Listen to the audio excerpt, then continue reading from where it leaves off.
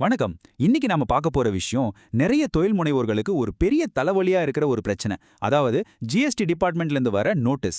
அதுவும் ஜிஎஸ்டி ரிட்டர்ன்ல சின்னதா ஒரு நம்பர் மிஸ்மேட்ச் ஆச்சுன்னு சொல்லி வர்ற டிமாண்ட் நோட்டீஸ். அதை பார்த்த உடனே வடிவேலு சொல்ற மாதிரி ஆஹா மொத்த பிளானையும் மாத்திட்டாங்களே அப்படின்னு நமக்கு ஒரு நிமிஷம் தலை சுத்திரும். ஆனா இனிமே அந்த பயம் தேவையில்லை. ஏன்னா இந்த மாதிரி சூழ்நிலைகளை எப்படி சட்டப்படி தைரியமா எதிர்கொள்றதுன்னு தான் நாம இந்த விளக்கத்துல ஆழமா அக்குவேர் ஆணிவேரா பார்க்க போறோம். வாங்க ஆரம்பிக்கலாம். உங்க பிசினஸ் நல்லா போயிட்டு இருக்கும். திடீர்னு ஒரு நாள் ஜிஎஸ்டி ஆஃபீஸ்லேருந்து ஒரு நோட்டீஸ் வரும். திறந்து பார்த்தா உங்க ஜிஎஸ்டிஆர் 2ஏவுக்கும் ஜிஎஸ்டிஆர் 3பிக்கும் வித்தியாசம் இருக்கு, அதனால இவ்ளோ வரி கட்டுங்கன்னு சொல்லியிருப்பாங்க. இதை பார்த்த உடனே நான் என்ன தப்பு செஞ்சேன், நான் கரெக்டாக தானே ஃபைல் பண்ணேன் அப்படின்னு ஒரு பதற்றம் வர்றது ரொம்பவே இயல்புதான். கவலைப்படாதீங்க, நீங்க மட்டும் இந்த பிரச்சனையில தனியா இல்ல, நிறைய பேர் இதை சந்திக்கிறாங்க. இதுக்கு சட்டத்துல என்ன தீர்வு இருக்குன்னு தான் நாம இப்ப தெளிவா பார்க்க போறோம். சரி, இந்த முழு விஷயத்தையும் ஒரு கதை மாதிரி பார்க்கலாம். முதல்ல வில்லன் யாருன்னு பாப்போம். அதுதான் தானியங்கி வரிவலை. இந்த சிஸ்டம் எப்படி நம்மள சிக்க வைக்குதுன்னு தெரிஞ்சுக்கலாம். அப்புறம் நம்ம கதைக்கு ஒரு ஹீரோ வேணுமே, அப்படி வர்ற நீதிமன்றங்கள் எப்படி இந்த பிரச்சனைக்கு ஒரு பதிலடி கொடுத்ததுன்னு பார்க்க போறோம். அந்த பதிலடியில இருந்து நமக்கு கிடைக்கிற ஒரு சூப்பர் பவர் தான் நம்ம சட்ட கவசம். அதை வச்சு நம்ம தரப்பு வாதத்தை எப்படி ஒரு வக்கீல் மாதிரி வலுவா எடுத்து வைக்கிறதுன்னு கத்துக்க போறோம். கடைசியா இந்த கதையோட நீதி என்ன, நாம இதுல இருந்து கத்துக்க வேண்டிய மிக முக்கியமான பாடம் என்னன்றதோட முடிக்க போறோம். நாம இப்போ முதல் பகுதிக்கு வந்தாச்சு, தானியங்கி வரிவலை.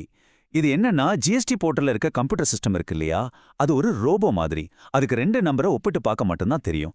அதுல கொஞ்சம் வித்தியாசம் இருந்தா கூட யோசிக்காம டக்குன்னு ஒரு டிமாண்ட் நோட்டீஸை உருவாக்கி உங்களுக்கு அனுப்பிடும். மனுஷங்க மாதிரி அதுக்கு சூழலை புரிஞ்சுக்கவோ காரணத்தை கேட்கவோ தெரியாது. இந்த சிஸ்டம் எப்படி வேலை செய்யுது, இதுல எங்க பிரச்சனை வருதுன்னு கொஞ்சம் ஆழமா பார்க்கலாம் வாங்க. இந்த முழு பிரச்சனைக்குமே பிள்ளையார் சுழி போடுறது இந்த உள்ளீட்டு வரி கடன், அதாவது இன்புட் டாக்ஸ் கிரெடிட், சுருக்கமா ஐடிசி தான். ரொம்ப சிம்பிளா சொல்லணும்னா, நீங்க உங்க பிசினஸ்க்காக ஒரு பொருள் வாங்குறீங்கன்னு வச்சுக்கோங்க, அதுக்கு நீங்க ஒரு ஜிஎஸ்டி கட்டுவீங்க.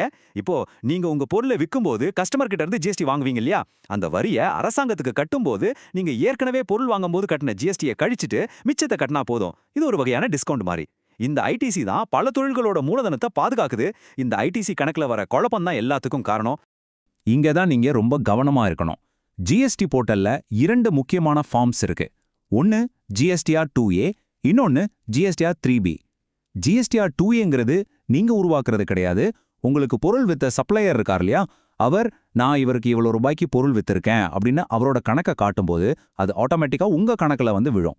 இது சிஸ்டத்தோட பார்வை, ஒரு சிசிடிவி கேமரா மாதிரி. ஆனா ஜிஎஸ்டிஆர் 3பி அப்படி இல்ல. அது நீங்க மாசம் மாசம் தாக்கல் பண்ற ரிட்டர்ன். நான் இவ்வளோ ரூபாய்க்கு பொருள் வாங்கியிருக்கேன், அதுக்கு இவ்வளோ ஐடிசி கிளைம் பண்றேன் அப்படின்னு நீங்க சொல்ற உங்க தரப்பு கதை. இப்போ புரியுதா? ஒன்னு சிஸ்டம் சொல்றது, இன்னொன்னு நீங்க சொல்றது. இந்த 2க்கும் நடுவுல தான் பிரச்சனையே ஆரம்பிக்குது. பிரச்சனை எங்க தொடங்குதுன்னு இப்போ உங்களுக்கு நல்லாவே புரிஞ்சிருக்கும். கம்ப்யூட்டர் காட்டுற ஜிஎஸ்டிஆர் 2ஏல ஒரு அமௌண்ட் இருக்கு. ஆனா நீங்க ஃபைல் பண்ண ஜிஎஸ்டிஆர் 3பில அதை விட அதிகமா ஐடிசி கிளைம் பண்ணியிருக்கீங்க. அவ்வளவுதான். சிஸ்டம் உடனே ஏதோ தப்பு நடக்குது, இவங்க அதிகமா கிளைம் பண்றாங்க அப்படின்னு முடிவு பண்ணி அந்த வித்தியாச தொகைக்கு வட்டி அபராதமெல்லாம் போட்டு உங்களுக்கு நோட்டீஸ் அனுப்பிடும். உங்க சப்ளையர் ஒரு சின்ன தேதி தப்பா போட்டிருக்கலாம், இல்ல லேட்டா ஃபைல் பண்ணியிருக்கலாம், எதுவா வேணா இருக்கலாம். ஆனா சிஸ்டத்துக்கு அதெல்லாம் தெரியாது. வடிவேல சொல்ற மாதிரி எல்லாத்துக்கும் காரணம் அந்த ஒரு எழுத்து தாங்கிற மாதிரி இங்க எல்லாத்துக்கும் காரணம் அந்த ஒரு நம்பர் மிஸ்மேட்ச் தான். சரி, இந்த சிஸ்டம் இப்படி கண்மூடித்தனமா நோட்டீஸ் அனுப்புதே, இதை கேட்க ஆளே இல்லையான்னு நீங்க நினைக்கலாம். இங்க தான் நம்ம நீதித்துறை ஒரு ஹீரோ மாதிரி உள்ள வருது. வரி செலுத்துறவங்க நியாயமா பாதிக்கப்படும் போது நீதிமன்றங்கள் அவங்களுக்கு ஆதரவா குரல் கொடுத்திருக்கு. குறிப்பா சொல்லணும்னா, நம்ம சென்னை உயர்நீதிமன்றம் கொடுத்த சில தீர்ப்புகள் இந்த பிரச்சனைக்கான ஒரு நிரந்தர தீர்வையே காட்டியிருக்கு. அந்த தீர்ப்புகள் என்ன சொல்லுதுன்னு இப்ப விரிவாக பார்ப்போம். இந்த 5 வழக்குகளோட தீர்ப்புகளும் நமக்கு கிடைச்ச பெரிய ஆயுதங்கள். ஒவ்வொன்றையும் கொஞ்சம் விளக்கமா சொல்றேன். முதல்ல ஸ்ரீ லக்ஷ்மி சில்வர்ஸ் வழக்கு. இதுல கோர்ட் ரொம்ப தெளிவா சொல்லிருச்சு, வெறும் ஜிஎஸ்டிஆர் 2ஏல நம்பர் வரலங்கிற ஒரே காரணத்தை வச்சு நீங்க வரி கேட்க முடியாது, அது சட்டப்படி செல்லாது அப்படின்னு அந்த டிமாண்ட் ஆர்டரையே ரத்து பண்ணிட்டாங்க. ரெண்டாவது ஓஎஸ்எஸ் சைபர்நெட்டிக்ஸ் வழக்கு. இதுல வரி செலுத்துறவர் ஒரு ஆடிட்டர் கிட்ட இருந்து சர்டிபிகேட் வாங்கி கொடுத்தாரு, ஆனா அதிகாரி அதை பார்க்காமலே ஆர்டர் போட்டுட்டாரு. கோர்ட் என்ன விளையாட்டு இது, ஒருத்தர் ஆதாரம் கொடுக்கும்போது அதை பரிசீலனை பண்ண வேண்டியது உங்க கடமை, திரும்பவும் விசாரிங்க அப்படின்னு சொல்லி வழக்க திருப்பி அனுப்புனாங்க. ரேவதி ரெடிமேட்ஸ் வழக்குல ஒருத்தருக்கு அவர் தரப்பு வாதத்தை சொல்ல வாய்ப்பே கொடுக்காம ஆர்டர் போட்டாங்க. கோர்ட் இது இயற்கை நீதிக்கு எதிரானது, அவங்கள நேர்ல கூப்பிட்டு விசாரிக்கணும் அப்படின்னு வலியுறுத்துச்சு. இதே போல ஸ்ரீ வேதாசலம் கான்ட்ராக்டர் வழக்குல அரசாங்கம் வெளியிட்ட சுற்றறிக்கை 183 அதிகாரிகள் கண்டிப்பா பின்பற்றணும்னு கோர்ட் தெளிவுபடுத்திருச்சு. கடைசியா ஸ்ரீ சண்முகா ஹார்ட்வேர்ஸ் வழக்கு, இதுல ஜிஎஸ்டிஆர் 3Bல கிளைம் பண்ணலனாலும் மத்த ஆதாரங்கள் இருந்தா ஐடிசியை மறுக்க முடியாதுன்னு ஒரு அருமையான தீர்ப்பு வந்துச்சு. ஆக மொத்தம் சிஸ்டம் சொல்றதை விட உண்மை என்ன, ஆதாரம் என்னங்கிறதா முக்கியம்னு கோர்ட் ஆணித்தரமா சொல்லிருச்சு. இந்த தீர்ப்புகள் எல்லாம் சேர்ந்து நமக்கு ஒரு வலுவான சட்டக்கவசத்தை கொடுத்துருக்கு.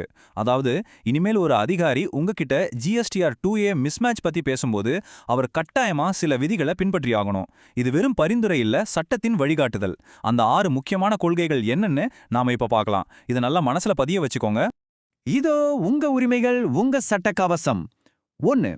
GSTR 2Aல ஒரு நம்பர் மிஸ் ஆகுதுங்கிற டெக்னிக்கல் காரணத்தை மட்டுமே வச்சு உங்ககிட்ட வரி கேட்க முடியாது. 2. நீங்க கொடுக்கிற ஆதாரங்கள், அதாவது invoice, bank statement, auditor certificate, இதெல்லாம் அதிகாரி புறக்கணிக்கவே முடியாது. அவர் அதை பரிசீலித்து தான் முடிவெடுக்கணும். 3. அரசாங்கம் வெளியிட்ட சுற்றறிக்கை 183 அதிகாரிகள் பின்பற்றி தான் ஆகணும். இது குறிப்பா 2017, 18, 18, 19 நிதியாண்டுகளுக்கு ரொம்பவே பொருந்தும். 4. கம்ப்யூட்டர்ல என்ன டேட்டா இருக்குங்கிறத விட உண்மையிலே இந்த வியாபாரம் நடந்துச்சா அதுக்கு ஆதாரம் இருக்காங்கிறது தான் முக்கியம். 5. உங்க மாதாந்திர கணக்கை மட்டும் பார்க்காம உங்க வருடாந்திர ரிட்டர்னான GSTR 9 போன்ற மற்ற ஆவணங்களையும் அவங்க முழுசா ஆய்வு செய்யணும். கடைசியா ரொம்ப முக்கியமானது, உங்க தரப்பு நியாயத்தை நேர்ல வந்து விளக்க உங்களுக்கு முழு உரிமை உண்டு. இது உங்க அடிப்படை உரிமை. சரி, நமக்கு என்னென்ன உரிமைகள் இருக்குன்னு இப்ப நல்லா தெரிஞ்சிருச்சு. ஒரு போர் வீரனுக்கு ஆயுதங்கள் கிடைச்ச மாதிரி. ஆனா அந்த ஆயுதங்களை எப்படி, எந்த நேரத்துல சரியா பயன்படுத்துறதுன்னு தெரிஞ்சுக்கணும் இல்லையா? அது மாதிரி உங்களுக்கு ஒரு நோட்டீஸ் வந்தா உங்க தரப்பு வாதத்தை எப்படி படிப்படியா, கோர்வையா, ரொம்ப வலுவா உருவாக்குறதுன்னு இப்ப பார்க்கலாம். இது ஒரு ஆக்ஷன் பிளான் மாதிரி. இந்த 5 ஸ்டெப்ஸை மட்டும் மறக்காதீங்க. ஸ்டெப் 1, நோட்டீஸ்க்கு பதில் கொடுக்கும்போது ஒரு விரிவான சமரச அறிக்கையை, அதாவது ரீகன்சிலியேஷன் ஸ்டேட்மெண்ட்டை ரெடி பண்ணுங்க. அதுல GSTR 2Aல ஏன் இந்த இன்வாய்ஸ் வரல, ஆனா நீங்க ஏன் 3Bல கிளைம் பண்ணிருக்கீங்கன்னு ஒவ்வொரு பில்லுக்கும் தெளிவான காரணத்தை சொல்லுங்க. ஸ்டெப் 2, ஒரு ஆடிட்டர் கிட்ட இருந்து நீங்க கிளைம் பண்ற ஐடிசி கரெக்ட் தான், அதுக்கு எல்லா ஆதாரமும் இருக்குன்னு ஒரு சர்டிபிகேட் வாங்கி அதையும் மத்த டாக்குமெண்ட்ஸ் கூட சேர்த்து சப்மிட் பண்ணுங்க.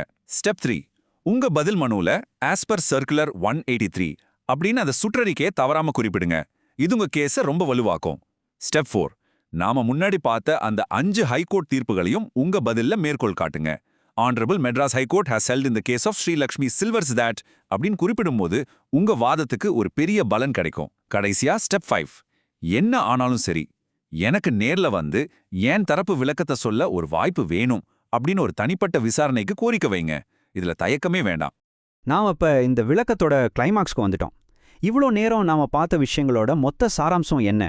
நீதிமன்றங்கள் இந்த முழு பிரச்சனையையும் எப்படி பார்க்குது? அவங்களோட இறுதி முடிவு என்ன? அத ஒரே வரியில ஆணித்தரமா இப்ப பார்க்கலாம். இந்த வாக்கியத்தை நல்ல உள்வாங்கிக்கோங்க. GSTR 2A மற்றும் GSTR 3B இடையேயான முரண்பாடுகளை மட்டுமே அடிப்படையாக கொண்ட கோரிக்கைகள் சட்டப்படி ஏற்கத்தக்கதல்ல. அதாவது லீகலி அன்சஸ்டைனபிள். எவ்வளோ வலிமையான வார்த்தை பாருங்க. இதன் அர்த்தம் என்னன்னா, ஒரு அதிகாரி வெறும் சிஸ்டம் மிஸ்மேட்சை மட்டும் காட்டி உங்ககிட்ட வரி கேட்டா அந்த கோரிக்கைக்கு சட்டத்துல இடமே இல்லைன்னு அர்த்தம். உங்ககிட்ட உண்மையான வியாபாரம் நடந்ததுக்கான இன்வாய்ஸ், பேங்க் பேமெண்ட் ஆதாரம், பொருள் வந்ததுக்கான ஆதாரம், இதெல்லாம் சரியா இருந்தா சிஸ்டம்ல வர்ற சின்ன சின்ன தவறுகளுக்காக நீங்க பயப்படவே தேவையில்ல. சட்டம் உங்க பக்கம்தான் இருக்கு. ஆஹா, இந்த முழு விளக்கத்திலிருந்தும் நாம கட்டுக்கிட்டது என்ன? GST சிஸ்டம் காட்டுற ஒரு பொருத்தமின்மையை பார்த்து நாம பதட்டப்பட தேவையில்லை. சட்டமும் நீதிமன்ற தீர்ப்புகளும் நமக்கு ஒரு பெரிய பாதுகாப்பு கவசமா இருக்கு.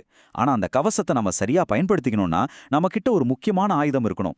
அதுதான் சரியான ஆவணங்களும் ஆதாரங்களும். அதனால நான் கடைசியா உங்க கிட்ட கேட்கிற கேள்வி இதுதான். ஒருவேளை உங்களுக்கு நோட்டீஸ் வந்தா உங்க தரப்பு நியாயத்தை நிரூபிக்க உங்களுடைய ஆதாரங்கள் எல்லாம் தயாரா இருக்கா? இப்பவே உங்க கணக்குகளை சரிபார்த்து எல்லா ஆவணங்களையும் சரியா வச்சுக்கோங்க. ஏன்னா நம்மகிட்ட ஆதாரம் இருந்தா நாம தான் ராஜா. யோசிச்சு பாருங்க.